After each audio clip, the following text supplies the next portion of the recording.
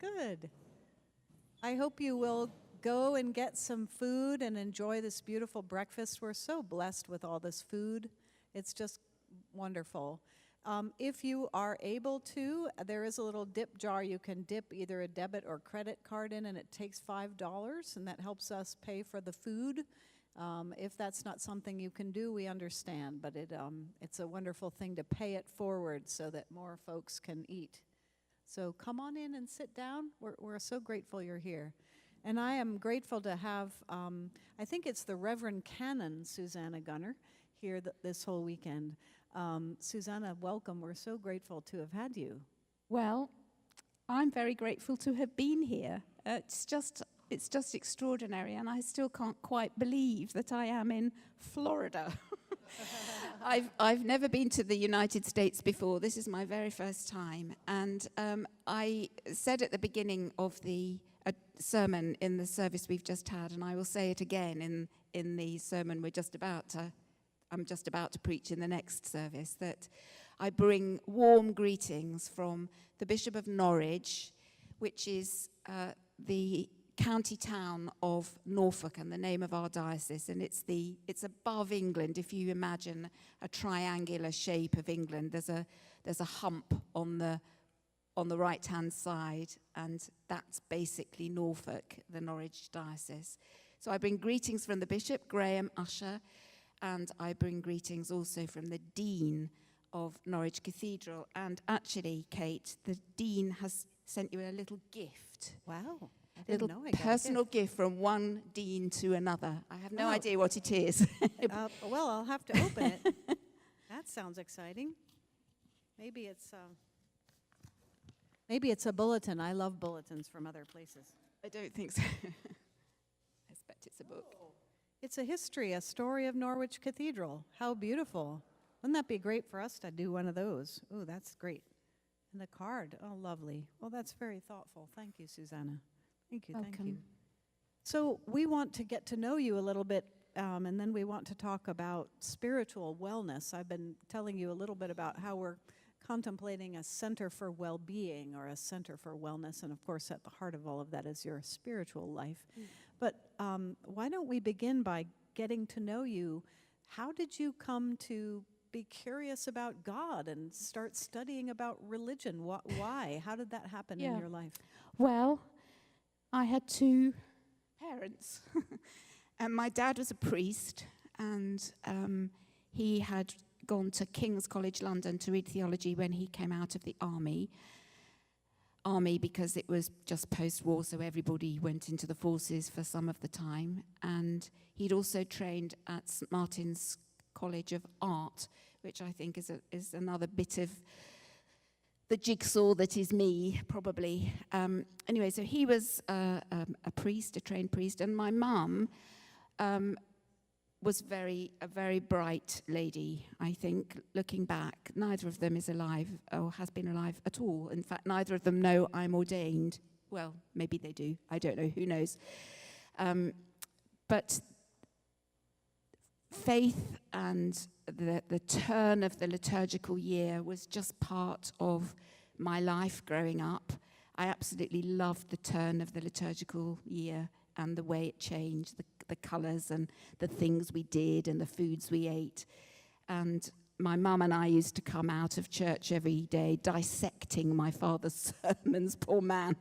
So it was there from a very early age. And then I went to Durham University, first of all to read classics. That's what I thought I was going to read, Greek and Latin.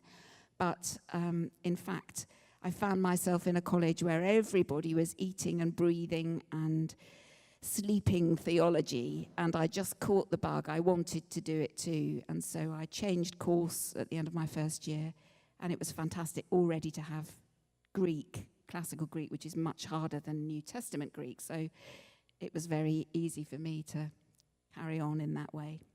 So it was really part of your DNA then. It wasn't Absolutely. everything, you were just seeped in it. You didn't choose it. It was part of your fabric of your upbringing, but also art. Now you'll see when Susanna preaches later, she always, well, I don't know always, but often incorporates visual art into her sermons. So you'll see her do that. when you hear her preach next. So no wonder you had art as also woven into that part of it. Tell us about when you began to be cognizant of praying on your own. So not just church and the liturgical life, but when you chose to say, hello, God, oh, I'm here, you're here, something like that. Well, again, actually, I think it was when I was very little. I can remember aged 8 running home from church, just skipping along the road, along these little country lanes, saying over and over, Jesus, Jesus. So I'm afraid it was right at the very beginning. But then there were gaps, and I guess in any life there are bound to be peaks and troughs. And Yes. I actually found it quite tricky when I first went to Durham, because it was a rather conservative evangelical college by tradition, and this was a whole new type of Christian faith for me. So, but I really value that I had to tussle with that and really think about it. And then actually, I think I was a teacher first, and I think teaching faith, whether it was Christianity or Judaism or Islam or Hinduism, makes you really think about it. You've really got to internalize it if you're going to teach it well. And I really value my many years as a teacher and all that children and young people taught me. I want to pause for just a minute because you said something very insightful that I believe is important as we're talking about spiritual wellness. You talked about highs and lows, pits and troughs, you said. I think that Americans in particular, we tend to think about progressive improvement. We're supposed to be getting better all the time, but that's not really how the spiritual life works, is it? It's not quite something we can control or make into a linear progression. No. Could you elaborate on that a little more? Well, I think, one of the things I value most of all is paying attention, this sense of being really open to God in beauty and love and pain and everything, really. And I think in a human life, we touched on it yesterday in more than touched on it. We dealt quite significantly with the fact that every single one of us is a bit broken in a way, and because things happen, stuff happens in life, and we are scarred. But so that can easily bring us down, but also it can be a launch pad for understanding things in a new way, and we emerge from it a bit like a butterfly from a chrysalis with a new flutter in our wings as we move forward. I just think it really goes like that, and we may emerge slightly differently with different priorities and valuing different sorts of a different take on things, or imagining that poetry is wonderful for our spiritual life, or I don't know, things like that. So you would say in spiritual development, we often encounter, we'll go along and encounter something hard, something that we struggle with, but that's part of the journey, and that's actually how we grow, is through that struggle. So it's not so much things get better progressively if you keep saying your prayers. No. But there will be things to wrestle with. Yeah, it gets better when we keep being human and become more and more human, more deeply humanized by letting God's Spirit humanize and tenderize us. So tell us, you're a teacher, and then what happened that you became a priest? How did that happen? And it was when you were ordained. It was a little bit later. How old were you when I was 50 when I was ordained. I was a late ordinand, I guess. But in England, it's only been possible for women to be ordained as priests for 30 years. So when that happened, I was a fully fledged teacher and really loving my teaching. And one of the things that I did, as well as teaching in an ordinary classroom, was to become the education officer at St Albans Cathedral. And my job there was to work with the tens of thousands of school children and older students who came to visit the cathedral every year and help them to interpret the cathedral in all sorts of different ways. So we used it as a classroom for every subject across the curriculum, apart from physical education. I never managed that. But the great thing was that I had a wonderful team of teachers and volunteers, 5 paid staff and 40 volunteers who welcomed the children and worked with them in really imaginative ways and got them to really, we didn't have clipboards and filling in the answers on a piece of paper. I wanted the children to be looking up and out and really be changed by the fantastic spaces around them and what those spaces spoke of. So I did that for another 12 years, and it was really only after that I came to a bit of a stop, and I thought, I think I've done this for long enough. And then other people started saying, well, have you thought about? So I eventually decided that I would honour their intuition and discernment and see and test that call. So that's how it happened. So people bothered you enough that you They finally did. agreed. Yeah, they bothered me. Tell us what it's like to be a chaplain to the king. How many are there? How does that work? Okay, so be prepared to be disappointed, my dear friends. There are 30 King's chaplains, so 30. And I don't actually know. I ought to investigate a bit more.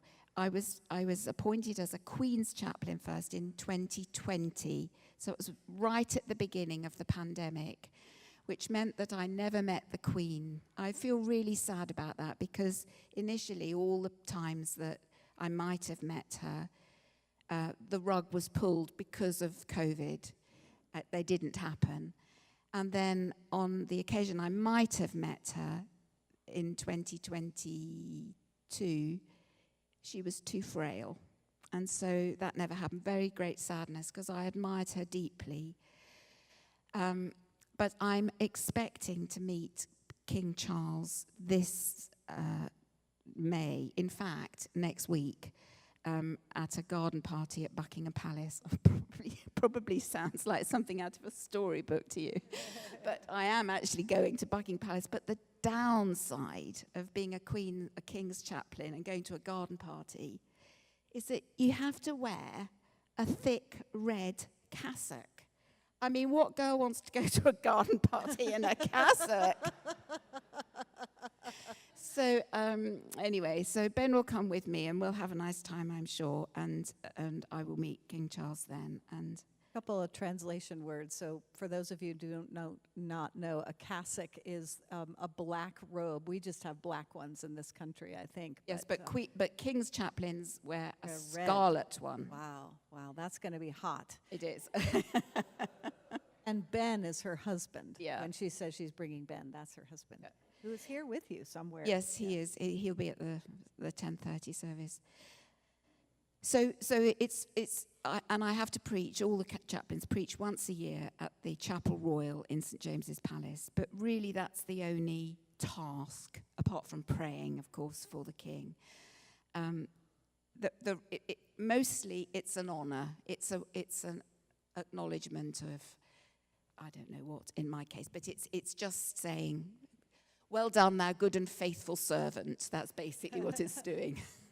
Well, and tell us about King Charles. So you know a little bit about him then and his personality. I do. We don't know him Yeah. very well. Do you like him all right? Yes, I do like him. I respect him deeply. He's been around all my life because he's older than me. Not by very much, but yeah, he is quite a lot older than me.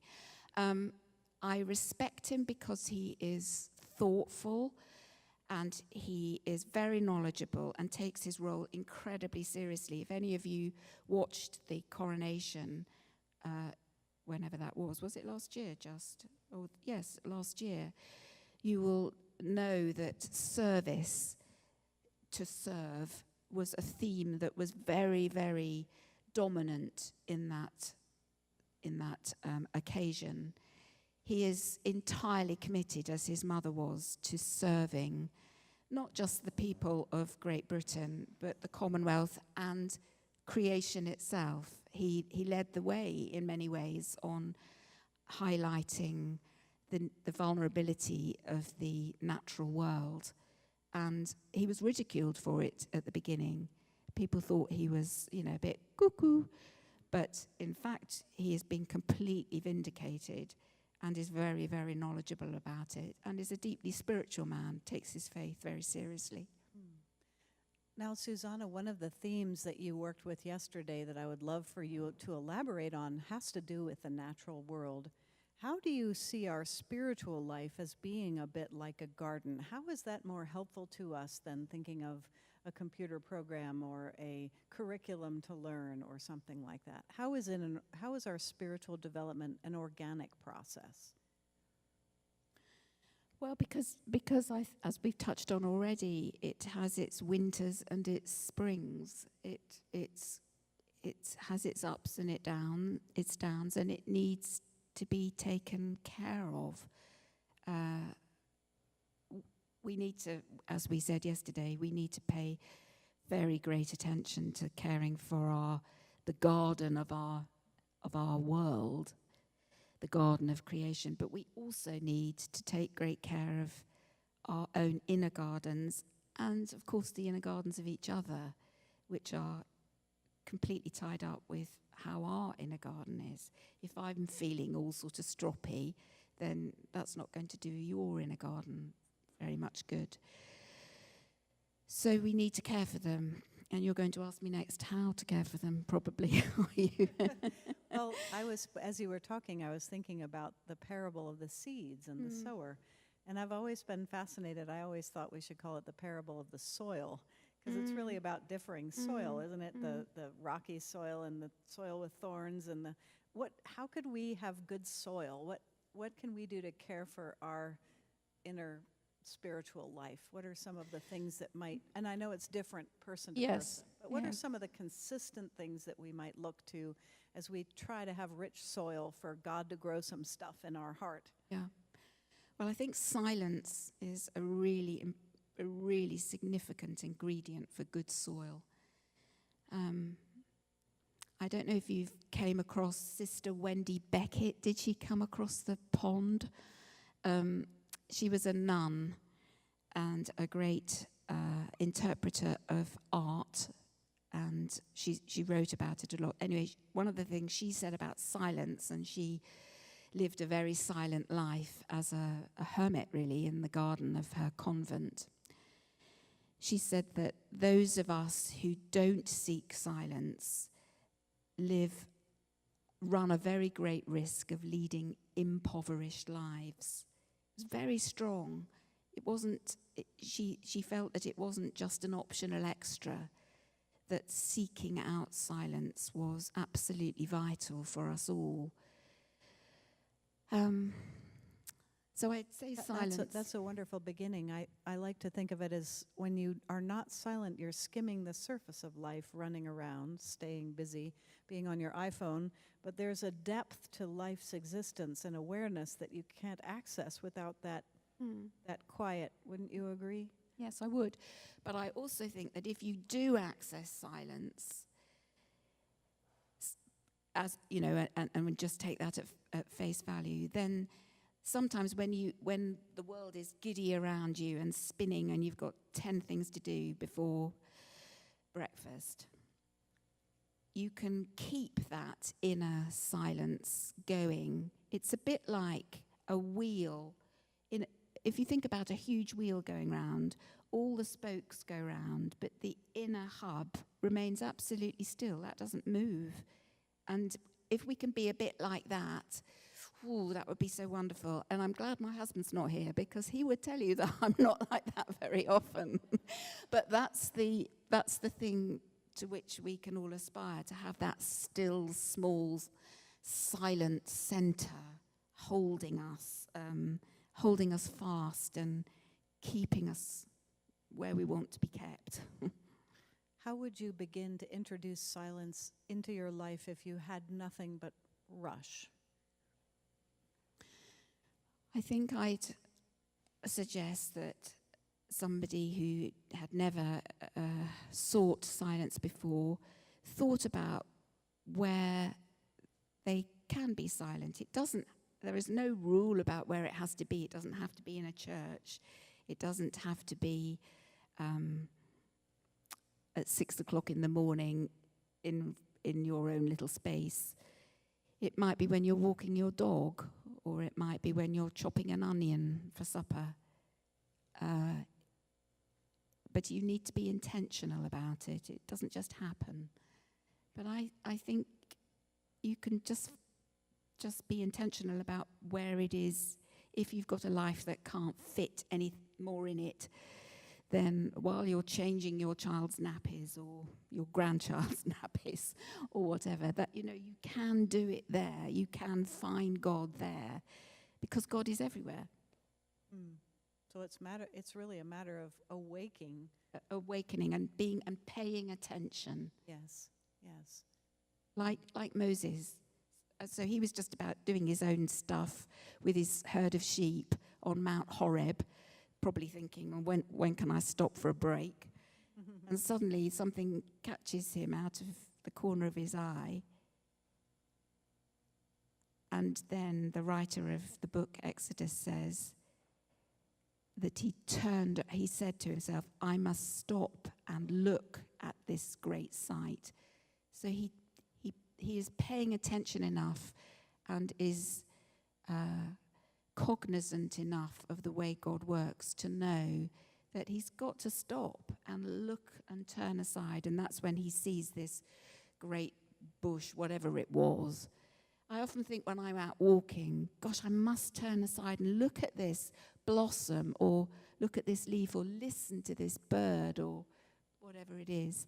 So we need to take time to stop and turn aside, even if we're chopping the onion, to look at it in its beauty, or to really smell it. You were mentioning it that King Charles is so passionate about how we treat the natural world. Isn't that somehow connected to this kind of awareness that when we see what beautiful things God has done, that we will start interacting with them in a different way? Absolutely. And I think not only will we see their beauty, but we'll see their vulnerability and really love them I'm finding that as I get it might be as I get older, but I think it's more that as I'm becoming more distressed about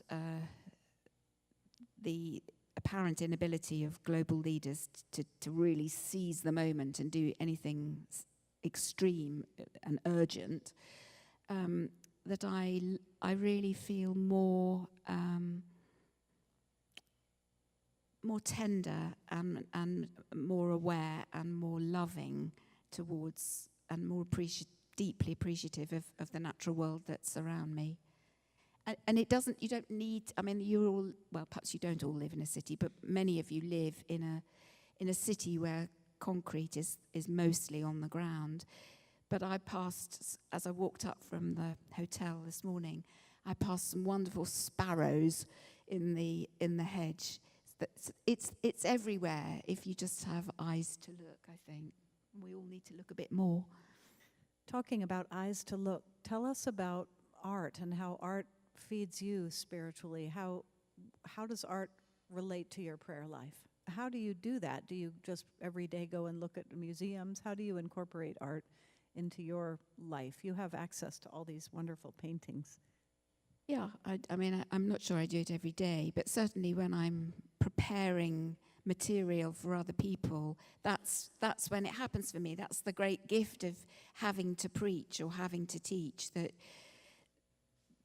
that encounter happens in the preparation, and it's a wonderful gift to have that time as part of your work. How does that feed me? Well, mostly I use it as a way of enriching my understanding of the biblical word of Scripture. I think words can often get in the way. I don't mean scriptural words per se, but theological words, words in commentaries, words that people use to try and explain something. And people mean different things by the same word, which is where confusion and even conflict can happen. But when we have an image that is fresh to us all, then we're all absolutely on an even playing field somehow.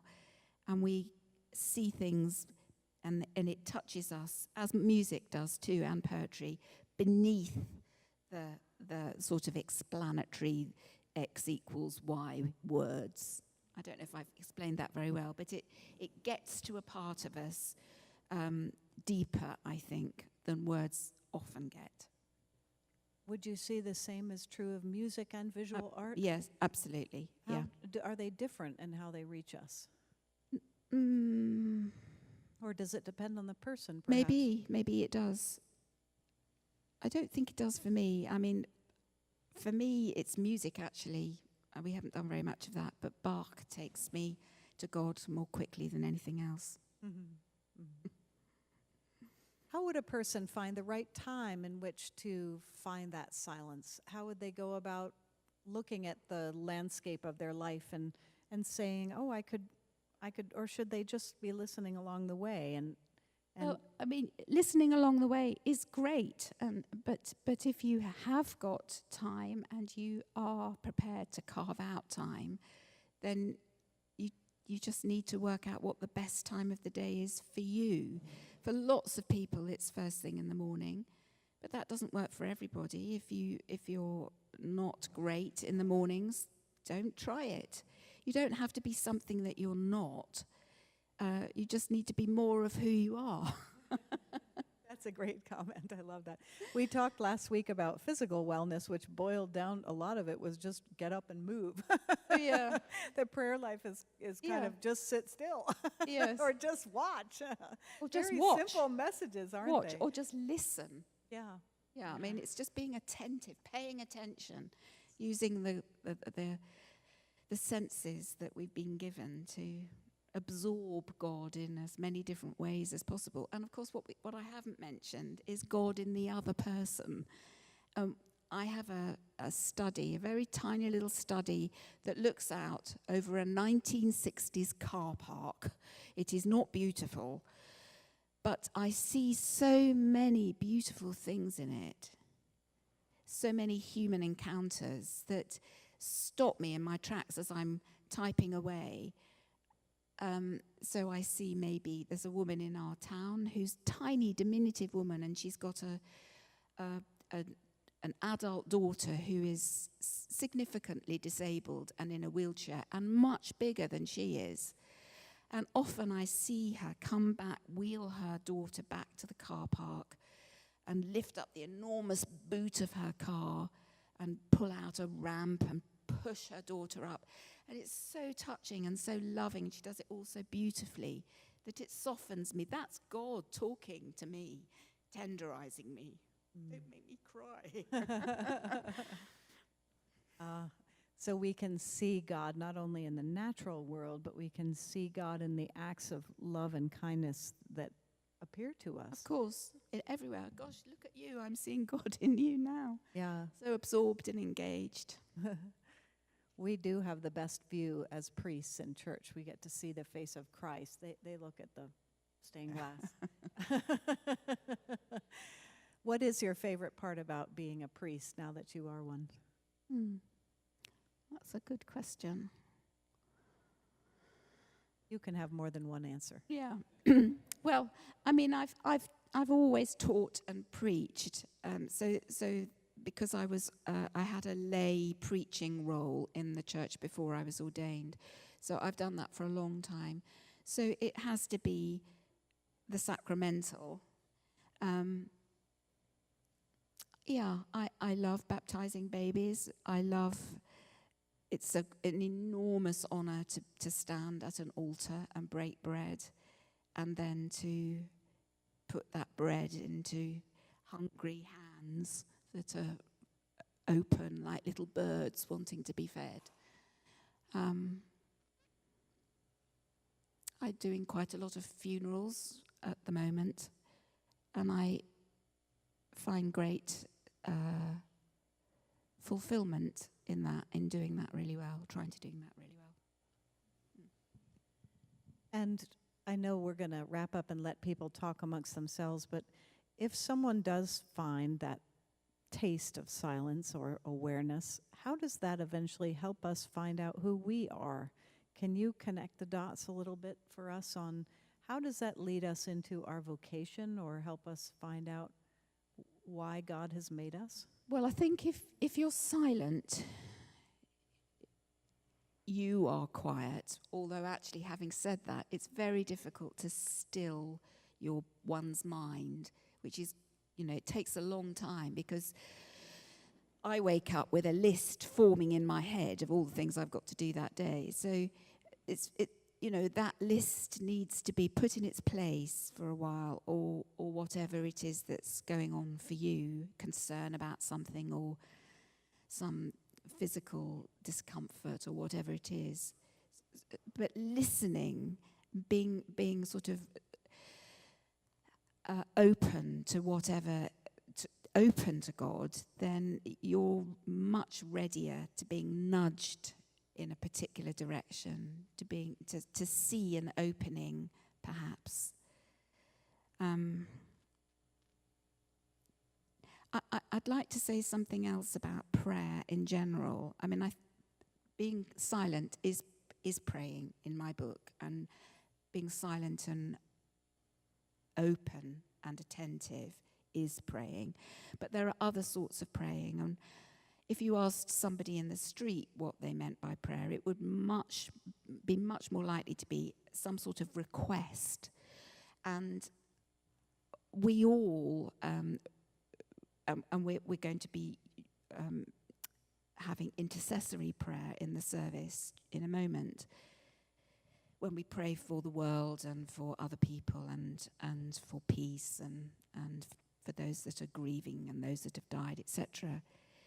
But one thing I'm really feel very strongly about is that sort of prayer is not about changing God's mind. It's not about twisting God's arm. It's much more about changing us so that we become more ready vessels of what needs to be done to usher in the kingdom in all its fullness.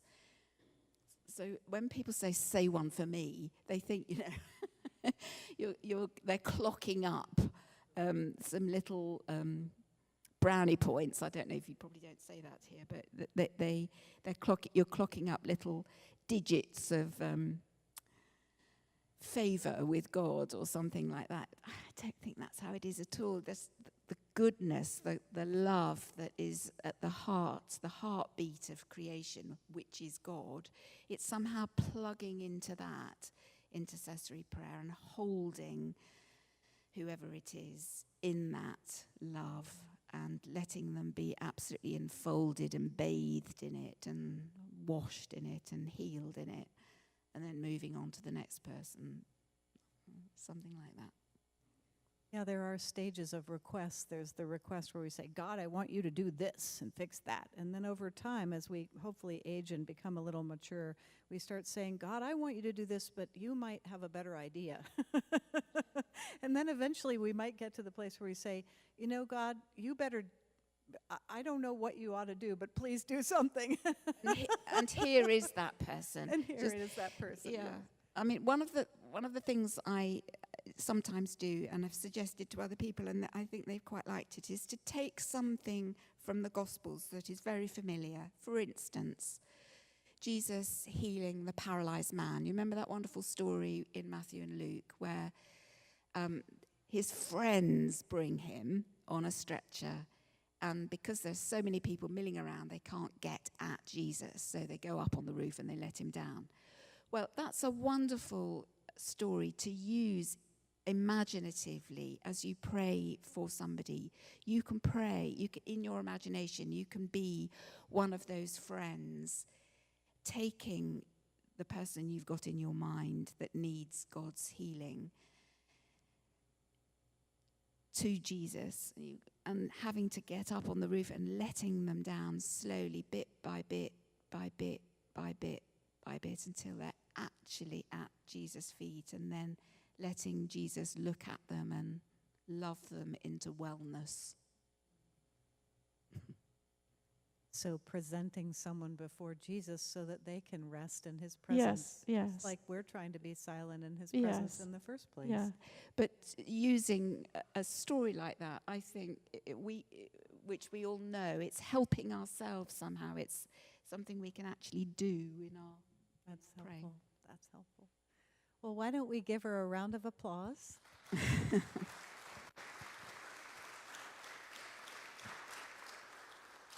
And Susanna and I are going to wander a bit around your tables, but we would like for you to talk about how has there been a moment of awareness or silence that you found in your life? And if so, what was it and what did it look like? And let you share with each other a little bit about your prayer lives as we float around.